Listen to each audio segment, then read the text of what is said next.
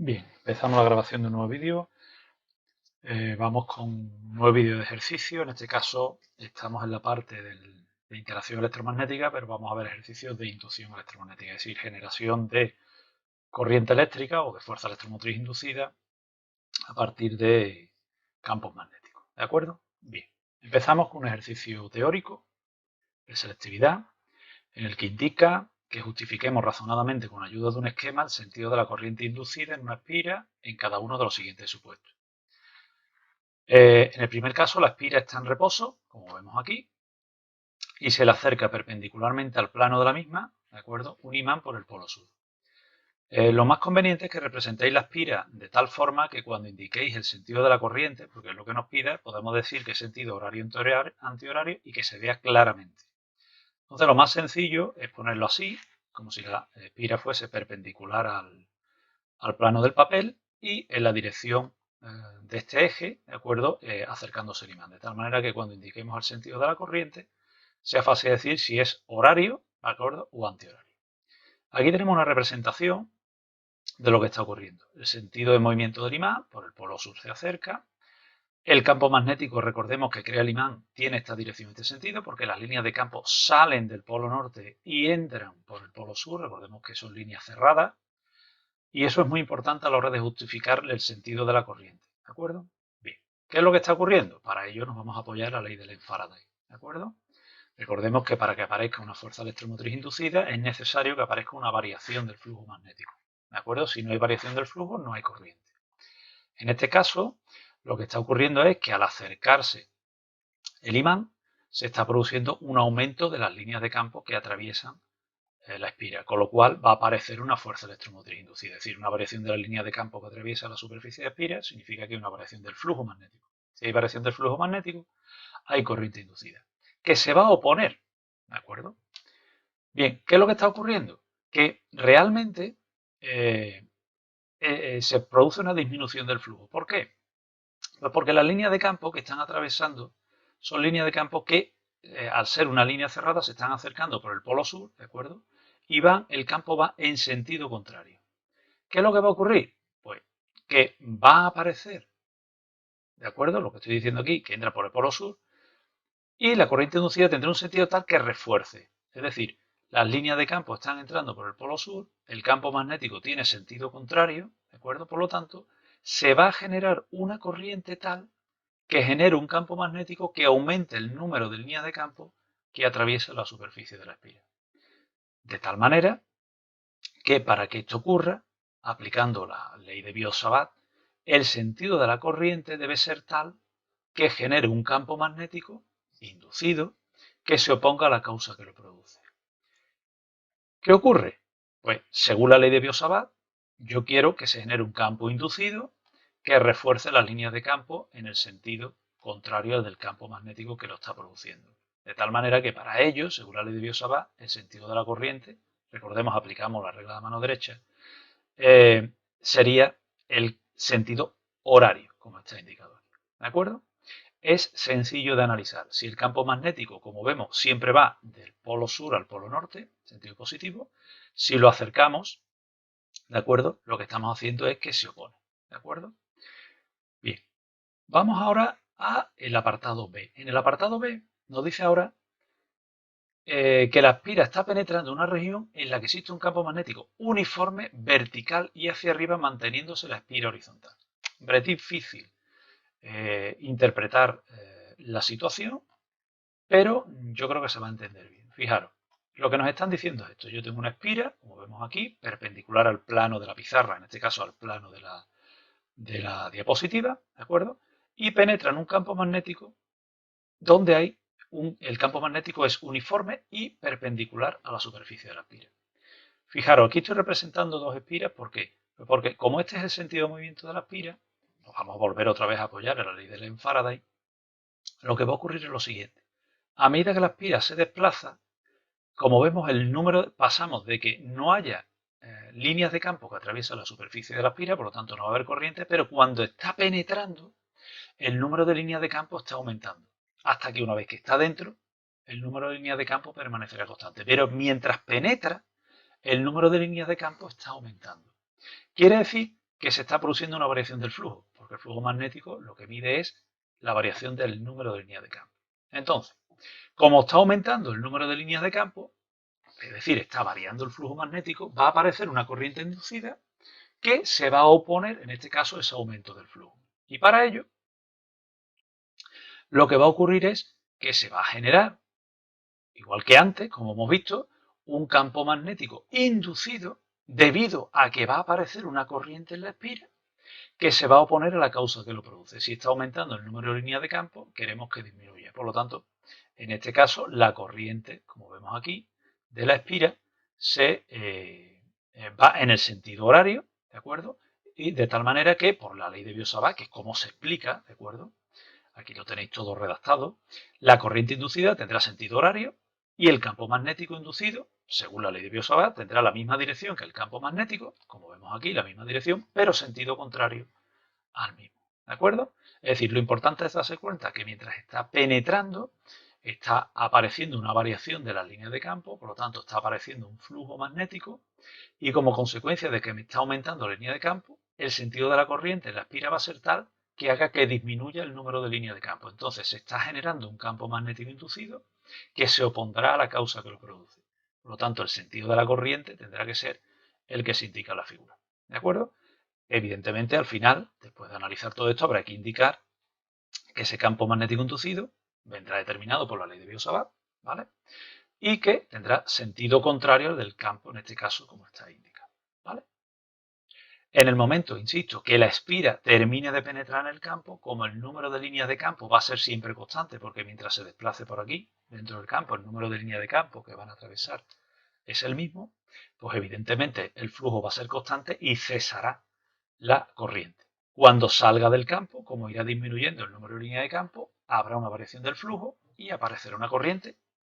Imagino que entendéis que al salir, pues al disminuir el número de líneas de campo, la corriente será antihoraria y el campo magnético inducido irá en sentido contrario. ¿De acuerdo? Pasamos ahora a un segundo ejercicio que sigue siendo teórico. Nos dice que contestemos razonadamente a la siguiente pregunta. La primera, si no existe flujo magnético a través de una superficie, es decir, si no hay líneas de campo que atraviesen la superficie de una espira, ¿yo puedo asegurar que no existe campo magnético? Vamos a analizarlo. Para el análisis nos vamos a apoyar, como nos dice que no existe flujo magnético, nosotros nos vamos a apoyar en la expresión de cálculo del flujo. ¿De acuerdo? Ahí tenemos que la expresión del flujo magnético es la integral de superficie del producto escalar del vector de superficie por el diferencial de superficie. Que el flujo magnético sea cero quiere decir, ¿vale? Lo que acabo de decir, que el número de líneas de campo que atraviesa la superficie de la espira es cero. Eso quiere decir que no hay campo magnético. Bueno, recordemos que hay tres posibilidades para que no exista flujo. O que no exista campo magnético, ¿vale? O que no haya espira, ¿de acuerdo? En este caso nos dice que atraviesa, que hay una superficie, por lo tanto sí hay espira. Y también va a depender del ángulo que formen el campo magnético y la superficie de la espira, ¿de acuerdo?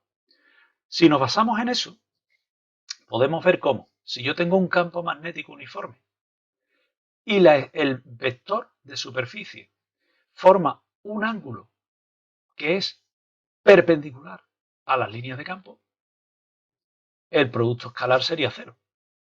No habría líneas de campo que atraviesen la superficie de la espira y por lo tanto no habría flujo magnético. Pero sí existe, aquí sí existe un campo magnético. Por lo tanto, si se da la circunstancia que el campo y el vector de superficie son perpendiculares, como hemos representado aquí, el flujo magnético es cero, pero existe campo magnético. Como nos pregunta que si se da esta condición, se tiene que dar la otra, que no exista, pues no es cierto. Es verdad que puede ocurrir, lógicamente, que si el flujo magnético es cero, puede ser cero porque no haya campo, lógicamente.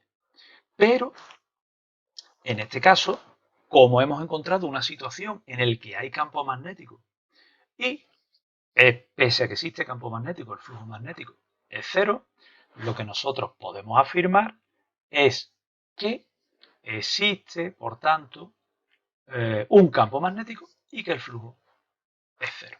¿De acuerdo? Si se da esta circunstancia, ¿se asegura que no lo va a haber? Es decir, ¿siempre va a ocurrir lo que nos pregunta? Pues no. Si se da esta circunstancia, no ocurre. Por lo tanto, podemos responder a la pregunta que no. ¿De acuerdo? Vamos al segundo caso. Nos dice, la fuerza electromotriz inducida en una espira es más grande cuanto mayor sea el flujo magnético que la atraviesa. Bien, hay que tener mucho cuidado con esta cuestión. Porque para apoyarnos en qué va a ocurrir con la fuerza electromotriz inducida, con la FEM, nos vamos a la ley de Faraday. Y nos dice que la fuerza electromotriz inducida es igual a menos, ese menos recordemos que significa que se opone a la causa que lo produce, el sentido de la corriente, ¿vale? A la variación del flujo magnético. Es decir, que si nosotros tenemos un flujo magnético muy grande que atraviesa la superficie de la espira, pero es constante, ahí no va a haber corriente. ¿Por qué? Pues porque el flujo es constante y nosotros, según la ley de Faraday, sabemos que debe de haber una variación del flujo. Por lo tanto, la respuesta a la pregunta es no, porque la corriente inducida no depende del valor del flujo magnético, sino depende de la variación del flujo magnético. Cuanto mayor sea la variación del flujo magnético, mayor va a ser la corriente inducida, pero no cuando tenga un valor muy alto el valor concreto del flujo magnético. Hay que tener mucho cuidado en este enunciado porque cabe pensar que el alumno, o en este caso, os podéis equivocar, ¿de acuerdo? La variación del flujo magnético grande significa fuerza electromotriz grande. Si el flujo magnético, el valor concreto, es muy grande, no va a haber fuerza electromotriz inducida, puesto que, repito, a partir de la ley de Faraday, habrá fuerza electromotriz inducida cuando haya una variación del flujo magnético. ¿De acuerdo? Bien. Pasamos al ejercicio número 3. En este caso, estamos otro ejercicio de selectividad y vamos a hacer solo el apartado B, que es una cuestión teórica también. Nos dice, cuando un imán se acerca a una espira, se genera en ella una fuerza electromotriz. Razone cómo cambiaría esa fuerza electromotriz si el imán se alejara de la espira. Fijaros que no nos dice si se acerca por el polo norte o por el polo sur. Entonces yo lo he puesto por el polo norte, ¿de acuerdo? Y nos dice que cuando se acerca genera fuerza electromotriz inducida, pero nos pide analizar qué ocurre cuando se aleja, ¿de acuerdo? Entonces, yo he representado el polo norte y he representado la situación en la que se aleja. Como siempre, nos apoyamos en la ley de Faraday para analizar. ¿Vale? Aparece fuerza electromotriz inducida cuando hay una variación del flujo. Fijaros, las líneas de campo están saliendo del polo del imán, está representado, fijaros, por la dirección del campo, y están atravesando la superficie de la espira, con lo cual está apareciendo se está produciendo una disminución de las líneas de campo que atraviesan la superficie de la espira. ¿Por qué? Pues porque se está alejando, ¿de acuerdo? Entonces hay menos líneas de campo. ¿Qué ocurre? Pues que va a aparecer una corriente inducida en la espira. Hay una variación del flujo, una disminución, y el sentido de la corriente va a ser tal que se oponga a la variación. Si tenemos en cuenta que las líneas de campo están entrando por el polo norte y se está alejando, aquí lo que va a aparecer es una corriente en la espira que refuerce el número de líneas de campo que atraviesa. Entonces yo quiero que el número de líneas de campo que atraviesa la superficie de la espira aumente. Para ello necesito que el campo inducido vaya en esta dirección y este sentido. ¿De acuerdo? De tal manera que aparece ese campo magnético inducido que genere un aumento del número de líneas de campo. ¿Cómo explicamos eso? Aparte de citarlo, pues diciendo, hombre, va a aparecer una corriente inducida en el sentido horario, de tal manera que genere un campo magnético inducido, aquí está, que viene determinado su dirección y sentido por la ley de Biot-Savart, y en concreto en este caso tendrá la misma dirección que la del movimiento del imán, y su sentido tiene que ser el mismo que el del campo magnético del imán. ¿De acuerdo? Repito, como he dicho antes, la espira que parezca en perspectiva perpendicular y que se vea claramente que el imán se acerca o se aleja. De tal manera que cuando hablemos de sentido horario o antihorario y representemos el campo, se vea muy claramente cómo lo hemos representado. ¿De acuerdo? Aunque citemos siempre que se vea claro cuando no lo corrija. Vamos ahora al doble I. Dice, ¿y si se invierten los polos del imán? Pero ojo, yo entiendo que decimos un imán se acerca a una espira y genera una fuerza electromotriz, razones con cómo cambiaría esa fuerza electromotriz, nos dicen se acerca, y hemos dicho si se aleja. Pero en el doble dice si se invierten los polos del imán, con lo cual yo entiendo que estamos ante esta situación, es decir, se está acercando, pero con el polo del imán cambiado. Es decir, se está produciendo esta situación. Se está acercando, pero en lugar de hacerlo por el polo norte, como hemos visto en la situación anterior, no en el I, sino en el planteamiento inicial del ejercicio, lo hace por el polo sur. Fijaros que esta situación es la misma que vimos antes, ¿de acuerdo? Se acercaba por el polo sur, campo magnético, recuerdo que tiene esta dirección y este sentido, porque las líneas de campo salen, aunque sean cerradas, salen del polo norte y penetran por el polo sur, por lo tanto el campo magnético tiene esta dirección y este sentido, y el análisis es el mismo que hicimos en el primer ejercicio, ¿de acuerdo? Con lo cual pasamos un poquito más de prisa y el análisis exactamente igual, ¿vale? Vemos que son un par de análisis un poquito largos y la verdad que el enunciado es un poquito lioso, ¿de acuerdo? El I hay que darse cuenta que si el imán se alejara, cómo hay que analizarlo, pero en el doble dice ante la situación de partida 2 puntos, es decir, se está acercando, ¿qué ocurre si se acerca por el polo contrario? ¿Vale? Entonces, leerlo bien. En el triple I, ¿qué ocurre si el imán se mantiene fijo? Es decir, que si yo dejo el imán quieto, ¿vale? El imán por el polo norte o por el polo sur me da igual, teóricamente por el mismo polo por el que hemos puesto en la primera situación, ¿vale? ¿Qué ocurre si dejamos el imán fijo?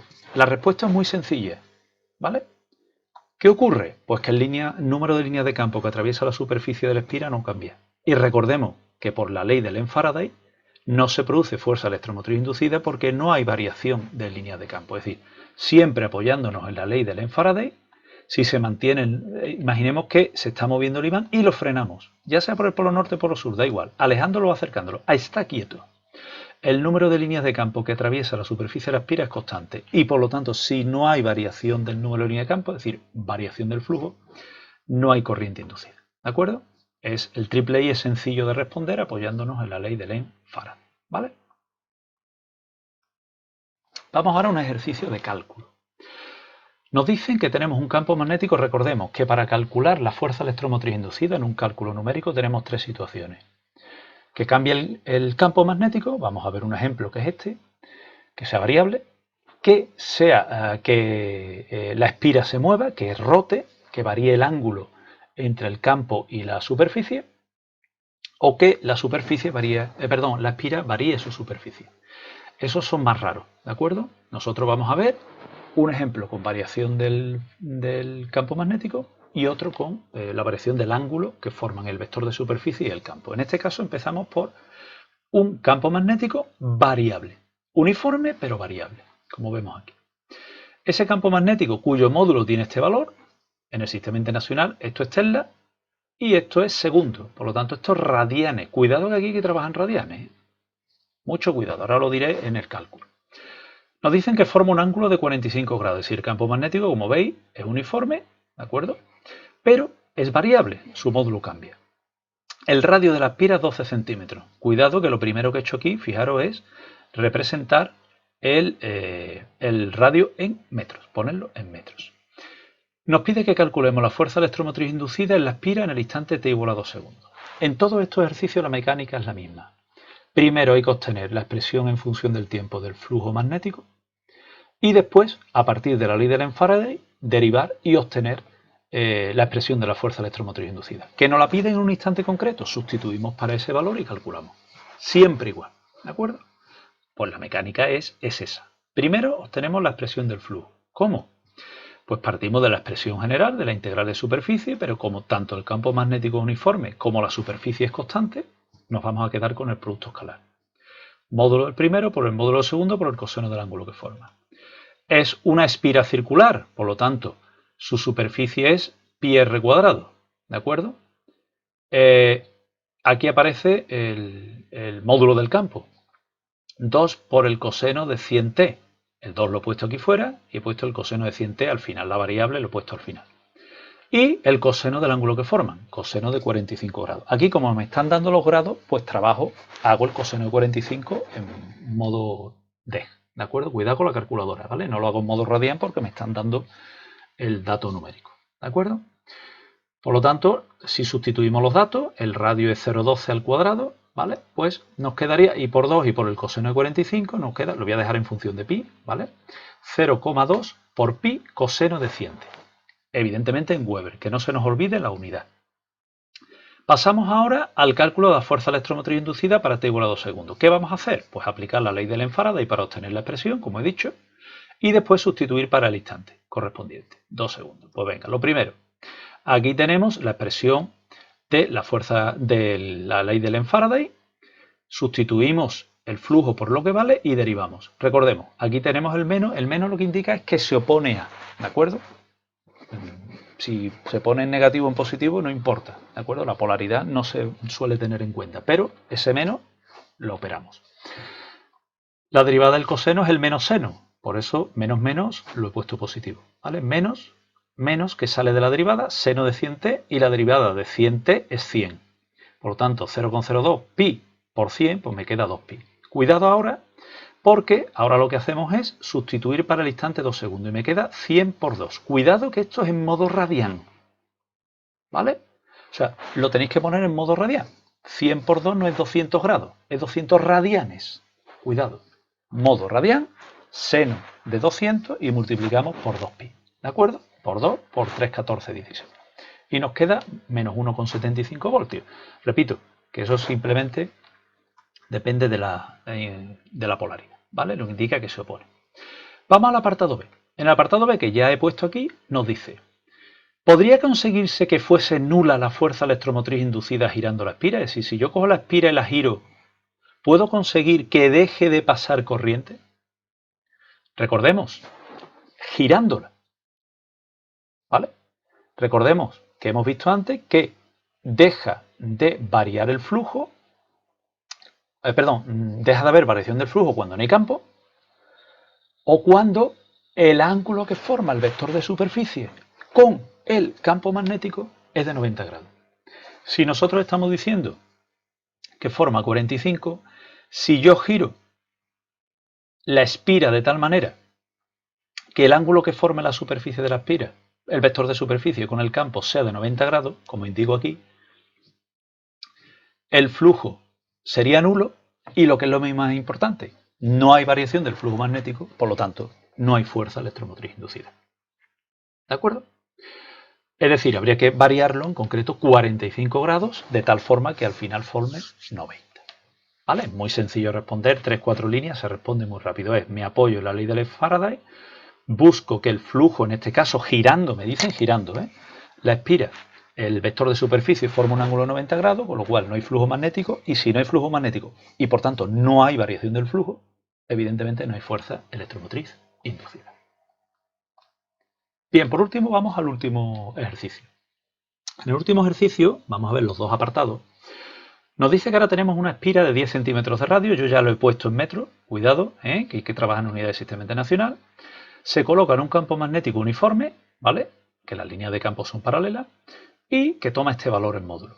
Y se hace girar con una frecuencia de 20 Hz. La frecuencia 20 Hz o 20 segundos a menos 1. Aquí tenemos representado. Inicialmente tengo el campo magnético perpendicular a la superficie de la espira y ahora empiezo a girar la espira respecto a uno de sus ejes. ¿Qué es lo que voy a hacer? Que va a variar el ángulo de giro, ¿de acuerdo? El ángulo que forme el vector de superficie con el campo magnético. Nos pide, en un primer lugar, que escribamos la expresión del flujo magnético que atraviesa la espira en función del tiempo y que determinemos el valor máximo de la fuerza electromotriz inducida. Muy sencillo. Esta primera parte ya lo hemos visto. ¿Qué ocurre ahora? Parto de la integral de superficie, como el campo magnético uniforme, y en este caso constante también, y la superficie es constante, pues nos queda módulo primero por el módulo segundo por el coseno del ángulo que forman. Pero en este caso el ángulo que forman es variable, porque al ir girando la espira respecto a uno de sus ejes, el ángulo va a variar. Como el giro mantiene una frecuencia constante, es un movimiento circular uniforme, y al ser un movimiento circular uniforme, partimos de la expresión del movimiento circular uniforme. ¿De acuerdo? Esto lo conocéis de primero de bachillerato.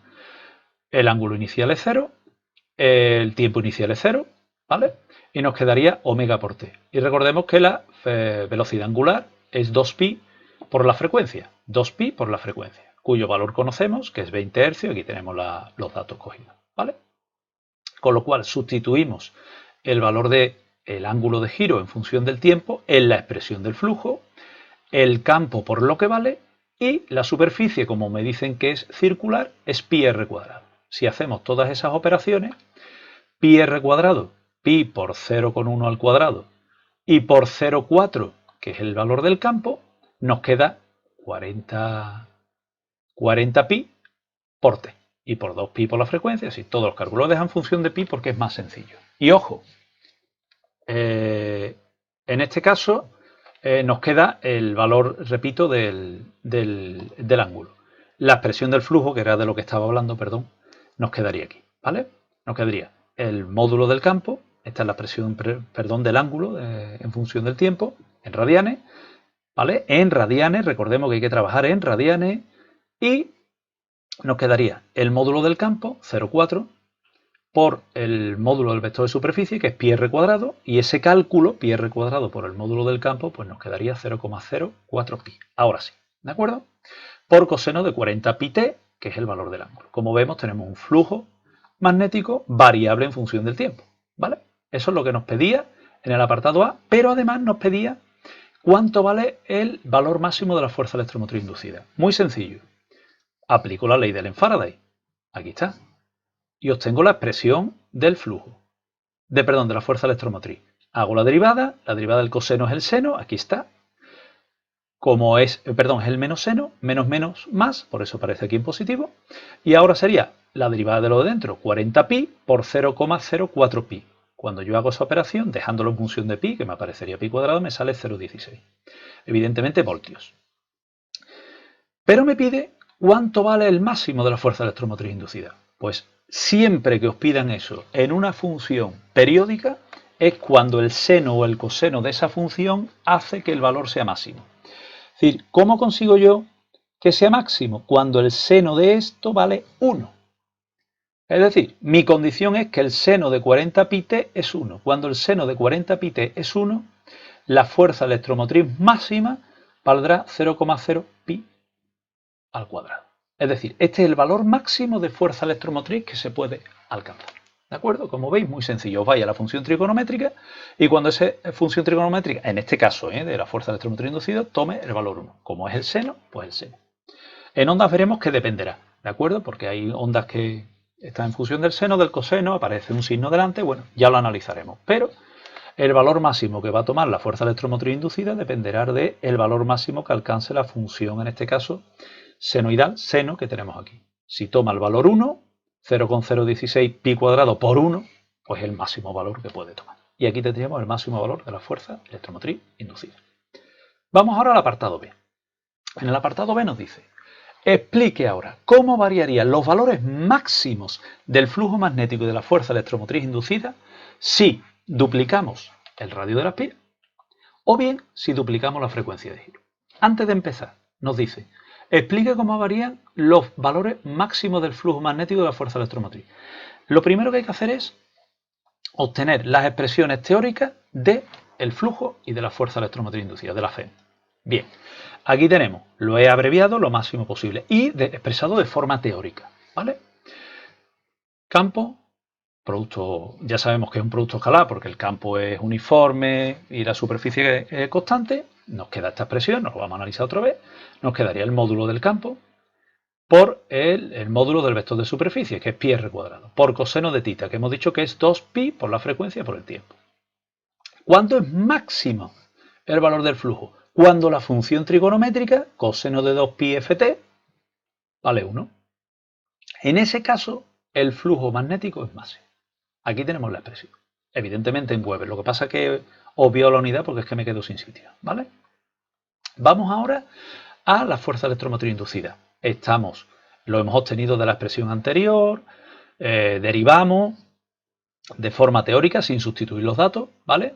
Obtenemos la expresión y cuando el seno de 2pi por la frecuencia por t, que es el 40 pi que nos ha salido antes, es 1, pues nos quedaría esto, ¿vale? Lo que pasa es que antes lo que hemos hecho es expresar numéricamente estos datos. 2 por la frecuencia, por el módulo del campo, por pi r cuadrado. Pi cuadrado por r cuadrado.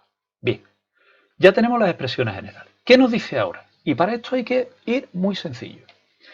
¿Cómo varían los valores del flujo y de la fuerza electromotriz si duplicamos el radio? Pues vamos a hacerlo.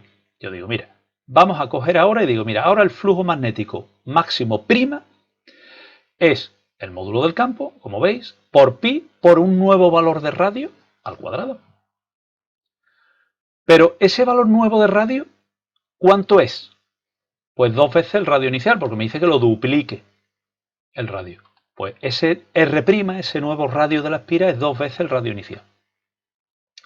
Sustituyo el valor y lo elevo al cuadrado. Cuando yo lo elevo al cuadrado me queda esta expresión. Pero fijaros, me queda esta expresión, pero es que el módulo del campo por pi r cuadrado, módulo del campo por pi r cuadrado, que es igual. Como vemos, es igual al flujo magnético máximo prima y en concreto al flujo magnético máximo por 4. Es decir, esto que tengo aquí es lo mismo que el flujo magnético máximo inicial. Y ya tengo la relación. Oye, he duplicado el radio de la espira. ¿Qué le ha pasado al nuevo flujo magnético máximo? Pues que es 4 veces el inicial. ¿Vale? Vamos ahora a la fuerza electromotriz. Hacemos exactamente lo mismo. Cojo la expresión de cálculo y digo, la nueva fuerza electromotriz máxima, donde pone R, pongo R', que es lo que he cambiado. ¿Vale? La expresión es la misma, como veis aquí, es la misma, solo que donde pone R pongo R' porque le he cambiado el radio. Pero sé qué relación hay entre el nuevo radio y el inicial. Sustituyo. Y me queda, pues evidentemente me quedaría 4 al cuadrado, perdón, 2 al cuadrado que es 4 por R cuadrado. Pero fijaros cómo lo he organizado. Ese 4 lo he sacado para delante, ese 4 por el R cuadrado, he sacado el 4 delante, ¿por qué? Porque esto que tengo aquí no es más que el flujo, la fuerza electromotriz máxima que teníamos anteriormente. Es decir, que en este caso ha coincidido que la nueva fuerza electromotriz máxima va a ser 4 veces la inicial. Es decir, simplemente duplicando el radio de la espira estoy consiguiendo una fuerza electromotriz máxima 4 veces mayor. Se cuadruplicará. ¿De acuerdo? En todos estos ejercicios teóricos es igual. Yo me voy a la expresión general, digo, pongo ahora flujo máximo prima, fuerza electromotriz máxima prima, le llamo prima a la variable que cambia y luego lo que hago es sustituir la relación entre esa variable y la inicial, en este caso el nuevo radio es 2 veces el anterior, y busco la relación entre esas dos variables, como en este caso nos ha salido 4 veces mayor. Vamos ahora a la segunda pregunta. Bueno, ¿y si en lugar de duplicar el radio lo que hago es duplicar la frecuencia de giro, la F, en lugar de 20 hercios como se indica aquí, ahora es 40? ¿Qué le pasa al flujo máximo y qué le pasa a la fuerza electromotriz inducida máxima? Por eso he dejado las expresiones aquí.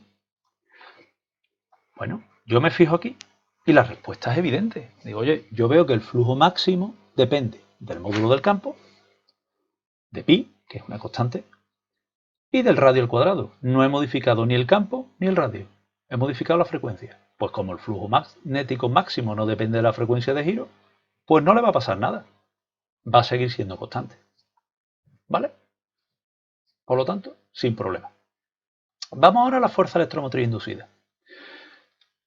Respuesta, evidentemente, al duplicar la frecuencia, pues el flujo máximo no se va a ver modificado.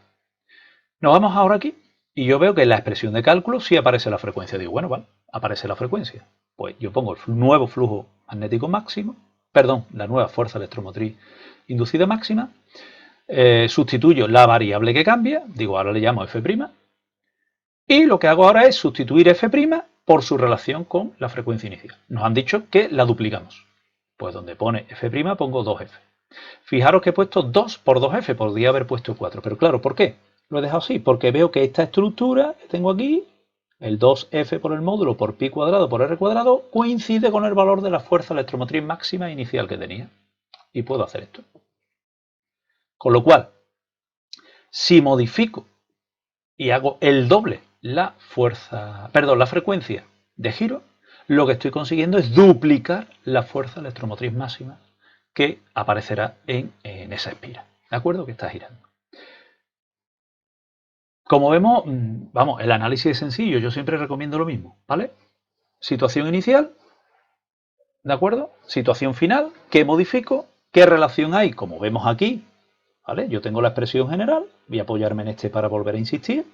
Digo ahora que quiero ver cuánto vale el nuevo valor, le llamo prima o como queráis llamarle, sustituyo la variable, le doy ese valor, prima, y ahora digo, oye, esta variable que estoy cambiando, ¿qué relación que tiene con la inicial? Esta, sustituyo y busco la relación con la fuerza electromotriz, en este caso máxima, inicial. Antes lo hemos visto con el flujo. Y veo qué relación hay entre las dos variables.